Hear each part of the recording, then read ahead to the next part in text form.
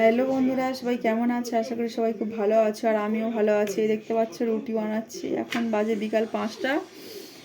তো এই বিকাল 5টার সময় রাতে খাওয়া রুটি বানাচ্ছি, কারণ আমার যেহেতু ছোট বেবি আছে তাই এখন বানিয়ে রেখে দেবো, কারণ সময় হয়ে ওঠে না সব কিছু, সংসারের সব কিছু সামলে রাতের খাবারটা তৈরি করতে গেলে বিকালে তৈরি করে রাখতে হয় অনেক সময়, কারণ সব সময় তো একই সময় যায় না।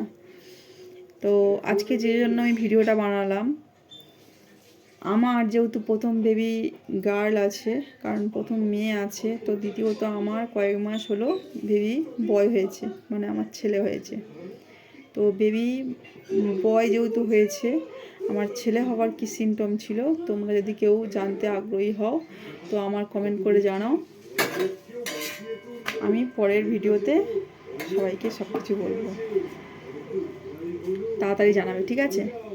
তো তাহলে তোমরা যদি কমেন্ট করে জানাও তাহলে আমার বলার আগ্রহটাও বাড়বে,